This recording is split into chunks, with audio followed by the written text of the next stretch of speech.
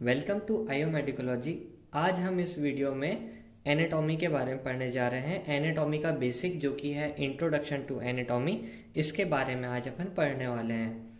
तो video start करने से पहले अगर आप इस चैनल में नए आए हैं तो इस चैनल को सब्सक्राइब करना ना भूलें और बेल आइकन को भी दबाएं, जिससे आने वाली वीडियोज़ की लिंक आपको सबसे पहले पहुंचती रहे।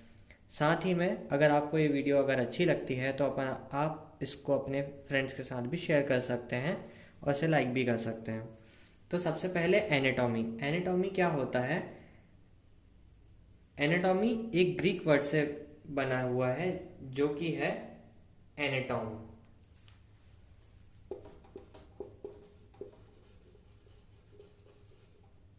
एनाटॉम एनाटॉम एक ग्रीक वर्ड है जिसका मीनिंग होता है to dissect. To dissect to dissect friends, यहाँ पे लिखा हुआ टू डाइसेक्ट। डाइसेक्ट का मीनिंग अगर अपन जोड़ें तो वो आता है डाइसेक्शन से रिलेटेड। डाइसेक्शन वो चीज़ होती है, वो प्रोसेस होती है जिसमें अपन ह्यूमन बॉडी को कट करके स्पेसिफिक ऑर्गन के ऊपर स्किन से एक कट लगा के उसे ओपन करके अंदर जो जितने भी ऑर्गन्स होते हैं, ऑर्गन सिस्टम्स होते हैं, उसकी स्टडी करते हैं। उस प्रोसेस को कहते हैं डाइसेक्शन। वही चीज़ एनाटॉमी से रिलेटेड है। एनाटॉमी एक होती है इंटरनल स्टडी। एनाटॉमी को और क्या कहा जा सकता है? Internal study. और एक दूसरा वर्ड होता है मॉर्फोलॉजी। मॉर्फोलॉजी को क्या कहते हैं? External study.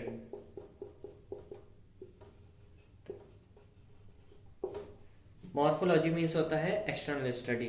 तो अपन को एनाटॉमी में पढ़ना रहता है किसी भी चीज की, किसी भी ऑर्गन सिस्टम की एक इंटरनल स्टडी जो कि एनाटॉमी में आएगी। ठीक है, तो ये इसकी सिंपल सी बेसिक था। तो यहाँ पे अपन एनाटॉमी की डेफिनेशन देखते हैं। It is a branch of science that deals with the identification and description of the body structures of living things. देखिए मैंने ध्यान से क्या कहा हूं।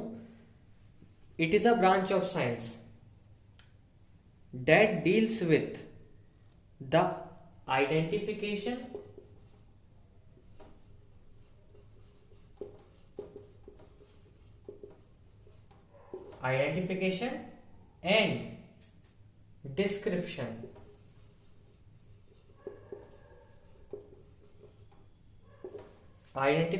And description of body structures. यहां तीसरा वर्ड क्या आ रहा है?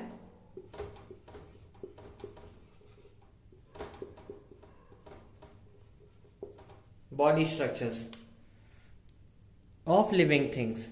लिविंग थिंग्स को अपन रिलेट कर सकते हैं किसी भी एनिमल से या फिर ह्यूमन बीइंग से। तो यहाँ पे सबसे पहले वर्ड आता है आइडेंटिफिकेशन। आइडेंटिफिकेशन किसी भी एनाटॉमी में पढ़ने से पहले अपन को उस जिस ऑर्गन के बारे में अपन पढ़ने जा रहे हैं एनाटॉमी में, उसका आइडेंटिफिकेशन होना मस्ट है। आइडेंटिफिकेशन मीन्स उसका नॉमेनक्लेचर हो गया, उसका नेम हो गया, या फिर उसकी स्पेसिफिक उसके बारे में जितना भी बेसिक जो नाम होता है वो सब, कि वो कहाँ होता है, कैसा दिखता है, उसका स्ट्रक्चर कैसा है, ये सब। फिर उसका बाद डिस्क्रिप्शन। डिस्क्रिप्शन में आ जाता है कि वो वर्क कैसे करता है, उसके आसपास उसके रिलेशंस क्या क्या होते हैं, उसके आसपास क्या चीज़ें प्रेजेंट होती हैं, और वो मतलब किस चीज़ पे डिपेंड होता है, किस चीज़ से मतलब अपना न्यूट्रिशन लेता है वगैरह, बहुत सारी चीज़ें होती है इसमें। फिर उसके बाद आता है इसका बॉडी स्ट्रक्चर।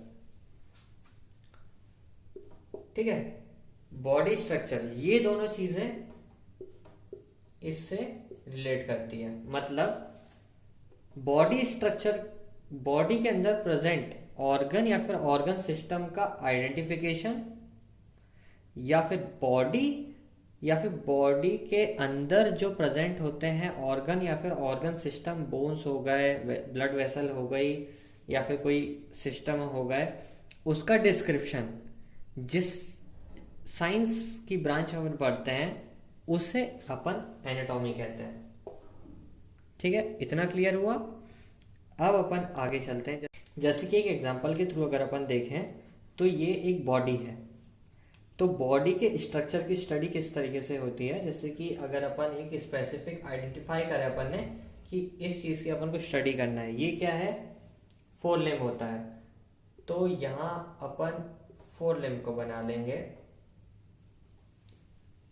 ये हैंड का पार्ट जैसा है, तो अपन ने सिर्फ इसका आइडेंटिफाई करके ले लिया।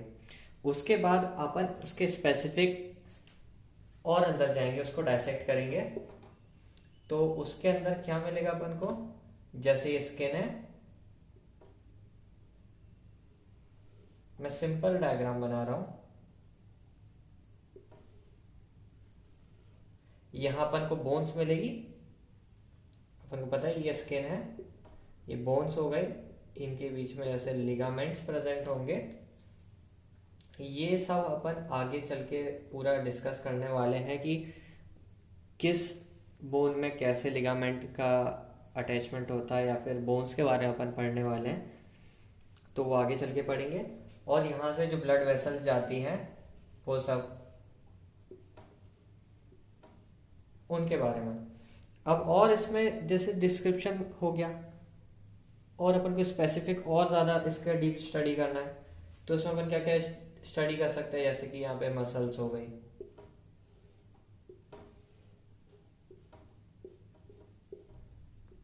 मसल का ओरिजिन, इंसर्शन, फिर यहाँ पे ब्लड वेसल्स वगैरह जितनी भी होती है, फिर उसके बाद जो और ज़्यादा टिश्यूज़ वगैरह होते हैं,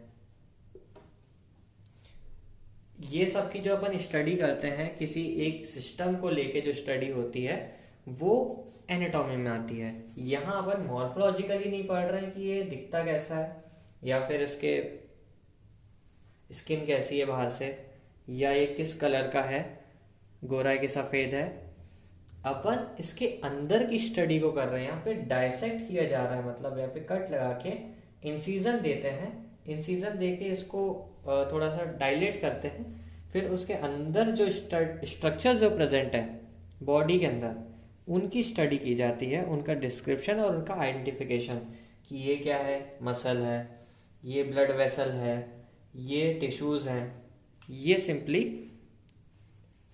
एनाटॉमी में आता है। तो आई होप कि आपको ये सब समझ में आया होगा। अब इसके बाद हम लोग आगे चलेंगे सब डिविजन्स ऑफ एनाटॉमी में। तो इसमें अपन सबसे पहले सब डिविजन्स ऑफ एनाटॉमी में आते हैं। तो सब डिविजन्स ऑफ एनाटॉमी की बहुत सारी ब्रांचेस हैं, इसमें से कुछ यहाँ पे दी गई हैं जो कि सबसे ज़्यादा मोस्ट आईएमपी है एग्ज़ाम के पॉइंट ऑफ व्यू से। तो इसमें सबसे पहले surface anatomy, gross anatomy, systemic anatomy, regional anatomy, developmental anatomy, embryological anatomy, pathological anatomy, histology, cytology, radiographical anatomy और कंपैरेटिव एनाटॉमी। इसमें से सरफेस एनाटॉमी बहुत ज़्यादा मोस्ट आईएमपी है एग्ज़ाम पॉइंट ऑफ व्यू से, हर साल इससे क्वेश्चन पूछे जाते हैं। और यहाँ पे एम्ब्रियोलॉजिकल एनाटॉमी, ये भी बहुत ज़्यादा इम्पॉर्टेंट है। तो इसमें सबसे पहले सरफेस एनाटॉमी की अगर अपन बात करें तो वो आगे आने वाली वीडियो में इसका डिटेल डिस्क्रिप्शन उसमें रहेगा। यहाँ पर बेसिक उसका एक इंट्रोडक्शन देख ले रहे हैं। सरफेस एनाटॉमी वो एनाटॉमी होती है जिसमें कि बॉडी के ऊपर मार्किंग्स करके अपन उस बॉडी के अंदर के ऑर्गन्स की स्टडी कर पाते हैं कि वो उसकी लोकेशन डिटेक्ट करने के लिए। सिंपली ग्रॉस एनाटॉमी को अपन मैक्रो एनाटॉमी भी कह सकते हैं। मैक्रो जो चीज़ें होती है, जो मैक्रो मीन्स होता है जो कि नेकेड आई से देखी जा सकती है, उसके बारे में स्टडी। सिस्टमिक एनाटॉमी जो कि स्पेसिफिक किसी सिस्टम के बारे में स्टडी करे जा रहे हैं, जैसे कि ऑर्गन सिस्टम होता है, रेस्पिरेटरी सिस्टम, डाइजेस्टिव सिस्टम या फिर कुछ और। रीजनल एनाटॉमी जैसे अपन हैंड की बात कर रहे हैं या फिर हेड एंड नेक की बात कर रहे हैं, उनके बारे में अगर अपन स्टडी कर रहे हैं किसी स्पेसिफिक रीजन को लेके, तो वो रीजनल एनाटॉमी होती है। उसके बाद आती है डेवलपमेंटल एनाटॉमी। डेवलपमेंटल एनाटॉमी जैसे कि डेवलपमेंट किस तरीके से हो रहा है, सेल्स का डेवलपमेंट या फिर ऑर्गन का डेवलपमेंट किस तरीके से होता है, तो वो डेवलपमेंटल एनाटॉमी में जाता है।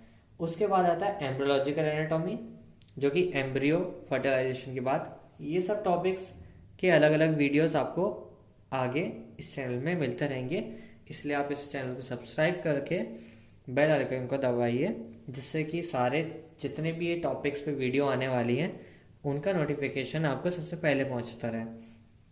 उसके बाद पैथोलॉजिकल एनाटॉमी, ये क्लिनिकल पॉइंट ऑफ व्यू से बहुत ज़्यादा इम्पोर्टेंट है।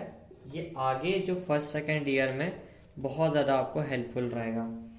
फिर हिस्टोलॉजी, मतलब उसके अंदर की स्टडी का। साइटोलॉजी, जो कि उसका जो जितना भी साइटोप्लाज्म वगैरह जितना भी सेल्यूलर लेवल में जाता है। फिर रेडियोग्राफिकल एनाटॉमी, ये बहुत ज़्यादा जैसे एक्सरे हो गया, एमआरआई हो गया, सीटी स्कैन हो गया, इनके बारे में अपन स्टडी करते हैं रेडियोग्राफिकल एनाटॉमी से। और लास्ट आता है कंपैरेटिव एनाटॉमी। कंपैरेटिव एनाटॉमी जैसे कि अपन किसी दो ऑर्गन को कंपेयर करके, दो अलग अलग एनिमल्स को कंपेयर करके, उन दोनों की एनाटॉमी को मैच करके अगर अपन पढ़ते हैं, अगर अपन एनाटॉमी को डिफाइन करते हैं, तो वो एक कंपैरेटिव एनाटॉमी में आ जाता है। तो आई होप कि मैंने जो जितना भी आपको इन सब चीज़ों के बारे में बताया वो आपको थोड़ा बहुत ऐसा समझ में आया होगा। आगे आने वाली वीडियोस में हम हर एक इस टॉपिक के ऊपर एक डिटेल्ड वीडियो बनाएंगे, जिसमें हर एक टॉपिक को अच्छे से समझाया गया होगा। ये एक बेसिक इंट्रोडक्शन था एनाटॉमी के लिए से, जो यहाँ पे ख़त्म होता है। तो आज के लिए बस इतना ही। तो जाते हुए, अगर आपको ये वीडियो अगर अच्छी लगी होगी तो इसे लाइक, शेयर और सब्सक्राइब करना ना भूलें, और बेल आइकन को भी दबाएं, जिससे कि आने वाली वीडियोस के नोटिफिकेशन आपको सबसे पहले मिलते रहेंगे। ठीक है, गुड डे।